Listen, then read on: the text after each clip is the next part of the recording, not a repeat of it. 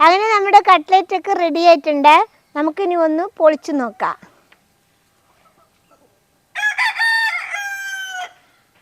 അയ്യോ കണ്ടില്ലേ, നമ്മുടെ ബീഫും മസാലയൊക്കെ മിസ്സായിട്ട് ബീഫൊക്കെ നല്ല സെറ്റായിട്ടുണ്ട്. നല്ല അടിപൊളിയാണ്. നമുക്കിനി ഇതൊന്ന് ഹായ് കൂട്ടുകാരെ, നമുക്കിന്ന് ബീഫ് കൊണ്ട് നല്ല അടിപൊളി കട്ട്ലറ്റ് ഉണ്ടാക്കാം. നമ്മൾ ഹോട്ടലിൽ നിന്നൊക്കെ വാങ്ങി കഴിക്കുന്നതിനേക്കാളും നല്ല ടേസ്റ്റിൽ നല്ല അടിപൊളിയായിട്ട് നമുക്ക് വീട്ടിൽ വെച്ച് ഉണ്ടാക്കിയെടുക്കാം. എങ്ങനെ ഉണ്ടാക്കുക എന്ന് നമുക്ക് കാണാം. ഞാനിവിടെ എടുത്തിട്ടുള്ളത് 1/2 കിലോ എല്ലില്ലാത്ത ബീഫ് ഇറച്ചിയാണ് എടുത്തിട്ടുള്ളത്. ഞാനിതാ ഇതേപോലെ ചെറുതായിട്ട് മുറിച്ചെടുത്തിട്ടുണ്ട്. ഇത് നമുക്കിനി ഒന്ന് നന്നായിട്ടൊന്ന് വേവിച്ചെടുക്കാം. ഞാൻ അതിന് വേണ്ടി 4 പച്ചമുളക്, ചെറിയ പച്ചമുളകായ കാരണമാണ് 4 എണ്ണം എടുത്തത്. ഒരു ചെറിയ കഷ്ണം ഇഞ്ചി, ഒരു 5-6 ഇല്ലി വെളുത്തുള്ളി, ഒരു 3 തണ്ട് കറിവേപ്പില. ഇത് നമുക്ക് നന്നായിട്ട് ഒന്ന് ചതച്ച് കൊണ്ടുവരാം. ഇതേപോലെ ചതച്ചെടുത്തിട്ടുണ്ട് കേട്ടോ. ഇത് ഇഞ്ചി, പച്ചമുളക്, കറിവേപ്പില, വെളുത്തുള്ളി. നമുക്കിനി ഈ 1/2 കിലോ ബീഫ് ഇതിലേക്ക് ഇട്ട് കൊടുക്കാം കുക്കറിൽ. ഇനി നമ്മൾ ചതച്ചുകൊണ്ട് വന്ന ഇഞ്ചി, പച്ചമുളക്, വെളുത്തുള്ളി, കറിവേപ്പില ഇതിലിട്ട് കൊടുക്കാം. ഇനി അതിലേക്ക് നമുക്ക് ഒരു നുള്ളു മഞ്ഞൾപ്പൊടി ഇടാം. പാകത്തിന് ഉപ്പും ഇടാം. ഒരു 1/2 ടീസ്പൂണ് കുരുമുളക് പൊടി ഇടാം. ഇതൊന്ന് നമുക്ക് നന്നായിട്ടൊന്ന് മിക്സാക്കിയെടുക്കാം. ഇതിൽ ഒരു തുള്ളി വെള്ളം ഒഴിക്കണ്ട. നമുക്കിനി ഇത് മൂടി വെച്ചിട്ട് വേവിക്കാം. ഞാൻ ഈ കുക്കറിൽ ഒരു 6 വിസിൽ വരെ അടുപ്പിക്കും. അപ്പോൾ എൻ്റെ ഇറച്ചി വേകും. ഓരോരുത്തരുടെ കുക്കറുടെയും ഓരോരോ ഇറച്ചിയുടെയും വ്യത്യാസം അനുസരിച്ച് വെന്തിടും. പക്ഷെ വല്ലാതെ വെന്ത് പോവരുത്.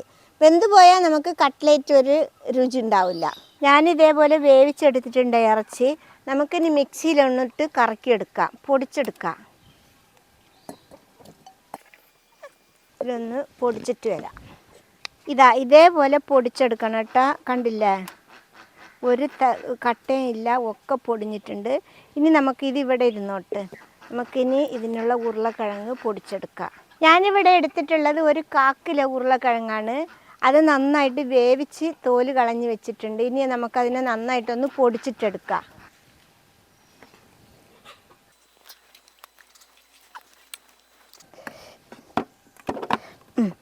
ഇതേപോലെ നന്നായിട്ട് ഉടച്ചെടുക്കുക. ഇത് ഇവിടെ ഇരുന്നോട്ടെ.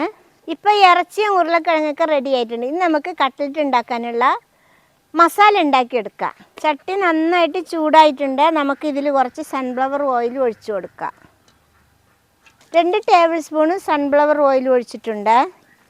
എണ്ണ ചൂടായിട്ടുണ്ട്. ഞാനിവിടെ 2 ഉള്ളിയാണ് എടുത്തിട്ടുള്ളത്. ചെറുതായിട്ട് അരിഞ്ഞിട്ടിട്ടുണ്ട്. ചെറുതായിട്ട് അരിഞ്ഞ 2 വലിയ ഉള്ളിയാണ് എടുത്തിട്ടുള്ളത്. നമുക്കിനി ഇളക്കി കൊടുക്കാം. ഉള്ളി ചെറുതായിട്ടൊന്ന് വാടിയിട്ടുണ്ട്. നമുക്കിതിനി നേരത്തെ എടുത്ത പോലെ തന്നെ ഇഞ്ചി, വെളുത്തുള്ളി, കറിവേപ്പില, പച്ചമുളക് ചതച്ചത് അതേ അളവ് തന്നെ ഞാനിത് എടുത്തിട്ടുണ്ട്. ഇത് കൂടി ഇതിലിട്ട് കൊടുക്കാം. നന്നായിട്ടൊന്ന് ഇളക്കി കൊടുക്കാം. വെളുത്തുള്ളിയുടെയും പച്ചമുളകിൻ്റെയും ഇഞ്ചിയുടെയൊക്കെ ഒന്ന് പച്ചമണം മാറട്ടെ. ഉള്ളി വല്ലാതെ ബ്രൗൺ കളറൊന്നും ആവണ്ട. ഉള്ളി ഒന്ന് വാടിയാൽ മതി. പിന്നെ നമ്മൾ പച്ചമുളക്, ഇഞ്ചി ഇതൊക്കെ ചതച്ചിട്ടതിൻ്റെ പച്ചമണമോ മാറുക. ഇതിപ്പോൾ ഉള്ളിയൊക്കെ നന്നായിട്ടൊന്ന് വാടി വെളുത്തുള്ളിയുടെയും ഇഞ്ചിയുടെയും പച്ചമുളകിൻ്റെയൊക്കെ പച്ചമണമൊക്കെ ഒന്ന് മാറിയിട്ടുണ്ട്. നമുക്കിതിലിനി മസാല ഇട്ട് കൊടുക്കാം. ഒരു 1/4 ടീസ്പൂണ് മഞ്ഞൾപ്പൊടി, 1/2 ടീസ്പൂണ് കുരുമുളക് പൊടി, ഒരു 1/4 ടീസ്പൂണ് ഗരം മസാല പൊടി. പിന്നെ നമുക്ക് ഇറച്ചിയിൽ ഉപ്പിട്ട് വേവിച്ചതാണ്. അപ്പോൾ ഒരു നുള്ളു ഉപ്പ് പാകത്തിന് നോക്കിയിട്ട് ഇട്ടാൽ മതിയേ. ഞാനിതിലൊരു നുള്ളിട്ടിട്ടുണ്ട്. നന്നായിട്ടൊന്ന് ഇതിൻ്റെ പച്ചമണം മാറുന്നവരെ ഒന്ന് ഇളക്കാം. നമ്മൾ ഇറച്ചിയിലും പച്ചമുളക്, കുരുമുളക് പൊടിയൊക്കെ ആവശ്യത്തിന് ഇട്ടതാണ്. അപ്പം മസാലയിലൊക്കെ ഇടുമ്പോൾ നിങ്ങൾ നോക്കി എരിവിനനുസരിച്ച് കുരുമുളക് പൊടി, മുളകൊക്കെ ഇട്ടാൽ മതി കേട്ടോ. പിന്നെ ഞാനിപ്പോൾ എടുത്തിരിക്കുന്നത് 1/2 കിലോ ബീഫാണ് എടുത്തത്. അതിൻ്റെ മസാലകളാണ് ഞാൻ എടുത്തിട്ടുള്ളത്. ഇനി നിങ്ങൾ അധികം ഇറച്ചി എടുക്കുകയാണെങ്കിൽ അതിനനുസരിച്ചുള്ള മസാല ചേർക്കുക. എരിവ് വേണ്ടവർക്ക് വേണ്ടതുപോലെ ചേർക്കുക, അധികം വേണമെങ്കിൽ അധികം കൂട്ടുക. ഇപ്പോൾ ഈ മസാലകളുടെ പച്ചമണമൊക്കെ പോയിട്ടുണ്ട്. നമുക്കിനി വേവിച്ച് വെച്ച ഉരുളക്കിഴങ്ങ് ഇതിലേക്ക് ഇട്ട് കൊടുക്കാം. വേവിച്ച് ഉടച്ച് വെച്ച ഉരുളക്കിഴങ്ങ് ഇതിലേക്ക് ഇട്ട് കൊടുക്കാം. ഇനി ഇത് നന്നായിട്ടൊന്ന് ചൂടാവട്ടെ. ഉരുളക്കിഴങ്ങ് നന്നായിട്ട് മസാലയിൽ മിക്സായി ചൂടായിട്ടുണ്ട്. നമുക്കിനി പൊടിച്ച് വെച്ച ഇറച്ചി ഇട്ട് കൊടുക്കാം. ഇത് നന്നായിട്ടൊന്ന് മിക്സാക്കി എടുക്കാം. മസാലയും ഉരുളക്കിഴങ്ങും ഇറച്ചിയും എല്ലാം പാടെ ഒന്ന് നന്നായിട്ട് മിക്സായി വരട്ടെ. ഇത് എല്ലാം പാടെ ഒന്ന് മിക്സാക്കിയിട്ട് നന്നായിട്ടൊന്ന് ചൂടാക്കിയിട്ടുണ്ട്. ഇനി നമുക്കിതിൽ രസം മല്ലിച്ചപ്പും കൂടി ഇട്ട് കൊടുക്കാം.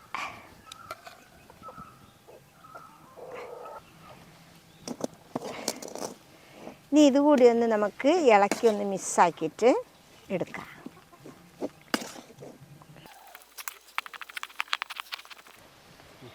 ഇതിപ്പോൾ എല്ലാതും റെഡി ആയിട്ടുണ്ട്. നമ്മൾ കട്ട്ലേറ്റ് എടുക്കേണ്ട രൂപത്തിലാക്കിയിട്ടുണ്ട്.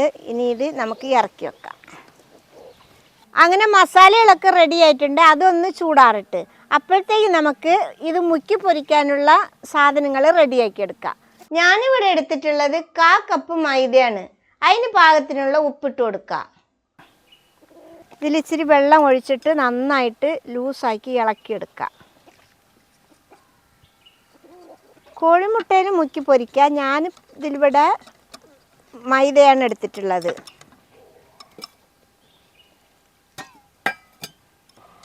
നമ്മളിത് ദോശമാവിനേക്കാൾ ലേശം ലൂസാക്കിയിട്ട് വേണം കലക്കാൻ കേട്ടോ. ഞാനിതാ ഈ പരുവത്തിലാണ് കലക്കിയിട്ടുള്ളത് കേട്ടോ. ഇത്ര കട്ടി മതി. ഇനി ഇതിലേക്ക് വേണ്ടത് ബ്രെഡ് പൊടിയാണ്. ഞാനിവിടെ എടുത്തിട്ടുള്ളത് ബ്രെഡ് വാങ്ങി പൊടിച്ചിട്ടാണ് എടുത്തിട്ടുള്ളത്. അങ്ങനെ എല്ലാം അത് റെഡി ആയിട്ടുണ്ട്. ഇനി നമുക്കത് കട്ട്ലേറ്റ് ആക്കി എടുക്കാം. ഇത് നമുക്കിതിൽ കുറച്ചെടുത്തിട്ട് ഇങ്ങനെ ആദ്യം ഉരുട്ടാം. നല്ലപോലെ ഇങ്ങനെ ഉരുട്ടിയെടുക്കുക. ഉരുട്ടിയിട്ട് ഇനി നമുക്ക് ഈ കൈയുടെ അടിയിൽ വെച്ചിട്ട് ഇങ്ങനെ ഒന്ന് നെക്കി കൊടുക്കുക. ഒന്ന് പരത്തുക. ഇങ്ങനെ പരത്തിയതിന് ശേഷം ഈ കൈയുടെ ഇവിടം വെച്ചിട്ട് ഇങ്ങനെ ആക്കുക. ഈ കൈയുടേതാ ഇവിടം.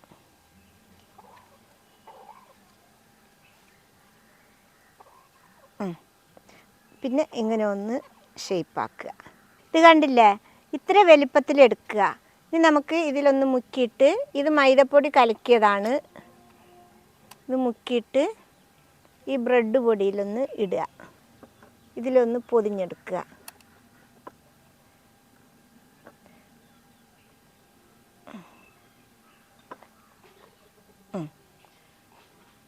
ഇത് കണ്ടില്ലേ. ഇനി നമുക്ക് എല്ലാം ഇതേപോലെ ആക്കിയെടുക്കാം. ഇത് കണ്ട എല്ലാം നമ്മളിങ്ങനെ ആക്കിയെടുത്തിട്ടുണ്ട്. ഇനി നമുക്കിത് പൊരിച്ചെടുക്കാം.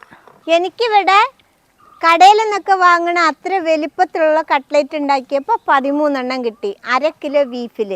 ഇനിയിപ്പോൾ ഇത്ര വലിപ്പം വേണമെന്നില്ലാത്തവർക്ക് കുറച്ചുകൂടി ചെറുതാക്കിയെടുക്കാം. അപ്പോൾ എണ്ണം കൂടുതലും ഉണ്ടാവും. നമുക്കിനി ഇത് നന്നായിട്ട് പൊരിച്ചെടുക്കാം. ചട്ടി നന്നായിട്ട് ചൂടായിട്ട് നമുക്ക് എണ്ണ ഒഴിച്ചു കൊടുക്കാം. നമ്മൾ കട്ട്ലേറ്റ് ഉണ്ടാക്കുമ്പോൾ ഒരിക്കലും കട്ട്ലേറ്റ് മുങ്ങാൻ എണ്ണ ഒഴിക്കരുത്, കുറച്ചേ ഒഴിക്കാവേ. കട്ട്ലേറ്റ് ഒരു പകുതി ഭാഗം മുങ്ങി കിടക്കണം കേട്ടോ. എണ്ണ നന്നായിട്ട് ചൂടായിട്ടുണ്ട്. നമുക്ക് ഇത് ഒന്നൊന്നായിട്ട് ഇതിലിട്ട് കൊടുക്കാം. നല്ല ചൂടായിട്ട് വേണം ഇടാൻ. പിന്നെ ഇടുമ്പോൾ ശ്രദ്ധിക്കുക കയ്യിൽ വിടാതെ. ഇനി നമുക്കിത് മറിച്ചിടാം. ഒരു ഭാഗം വെന്തിട്ടുണ്ട്. ഇത് എല്ലാ സാധനങ്ങളും വെന്ത സാധനങ്ങളാണ്. അപ്പം നമുക്ക് മേൽഭാഗം മാത്രം നമുക്കൊന്ന് മുരിഞ്ഞ് കിട്ടിയാൽ മതിയേ.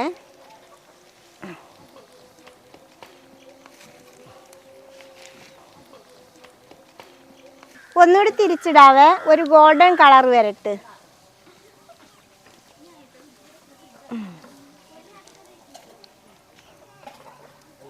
അങ്ങനെ നമ്മളെ കട്ട്ലേറ്റ് ആയിട്ടുണ്ട്. 2 വശത്തും കളറായിട്ടുണ്ട്. നമുക്കിനി ഇത് എടുക്കാം.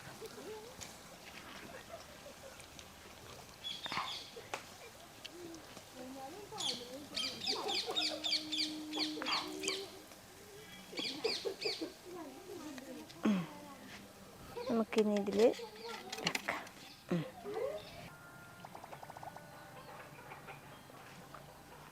അങ്ങനെ നമ്മുടെ കട്ട്ലേറ്റ് ഒക്കെ റെഡി ആയിട്ടുണ്ട്. നമുക്കിനി ഒന്ന് പൊളിച്ചു നോക്കാം.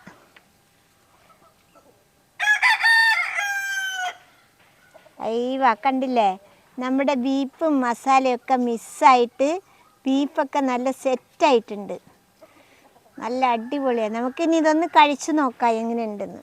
അങ്ങനെ നമ്മുടെ കട്ട്ലേറ്റ് റെഡി ആയിട്ടുണ്ട്. ഇത് സിമ്പിളായിട്ട് ഉണ്ടാക്കുന്നതാണ്. ഇറച്ചി വേവണ ടൈം മാത്രമേ പിടിക്കുള്ളൂ. ഇറച്ചി വാങ്ങുമ്പോൾ നല്ല ഇറച്ചി നോക്കി വാങ്ങണം. അതില്ലെങ്കിൽ നമ്മൾ കട്ട്ലേറ്റ് ഉണ്ടാക്കി കഴിക്കുമ്പോൾ ഈ ബബിൾക്കം ചവച്ചതുപോലെ ചമച്ചുകൊണ്ടിരിക്കേണ്ടി വരും. അത് ഒഴിവാക്കാൻ വേണ്ടിയിട്ടാണ് പറഞ്ഞത് നല്ല ഇറച്ചി നോക്കി വാങ്ങണം. ഇതെല്ലാവരും ഉണ്ടാക്കണം. ഇഷ്ടപ്പെട്ടാൽ സബ്സ്ക്രൈബ് ചെയ്യണം, ലൈക്ക് ചെയ്യുക, കമൻറ്റ് ചെയ്യുക, ഷെയർ ചെയ്യുക.